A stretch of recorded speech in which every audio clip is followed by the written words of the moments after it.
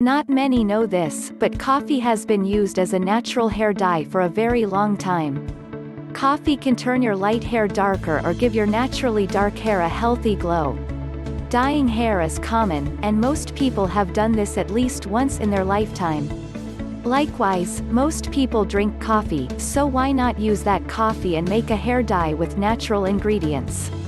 It is important to note that dyeing your hair naturally sometimes does not last as long. However, it is equally important to note that this method of coloring your hair does not do damage to your hair. It can even strengthen it. There are over 5,000 different chemicals used in unnatural hair dyes, per the National Cancer Institute. Many of these chemicals are known to cause cancer. However, coffee is a completely natural product that not only will not cause damage but will also benefit your hair. When using the all-natural coffee mixture, your hair will have the proper shine and shade.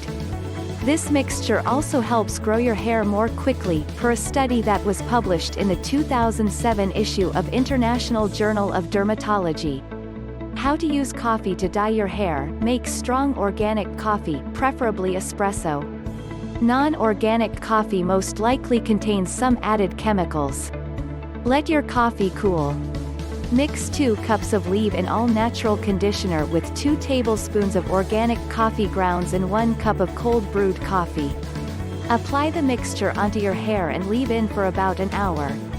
It will give your hair a beautiful chocolate color, that is free from any damaging chemicals. Another simpler option is known as a coffee rinse. Shampoo your hair first, and then pour coffee over your head. Leave in for 20 minutes. Use apple cider vinegar to rinse the coffee out of your hair. Then rinse it off with warm water. If you are not happy with your results, continue the same process for a few days in a row. This will allow the coffee to penetrate the strands of your hair. Also check the description below to find more proven tips and remedies. Please give a like for this video and subscribe for a channel for more tips and product reviews.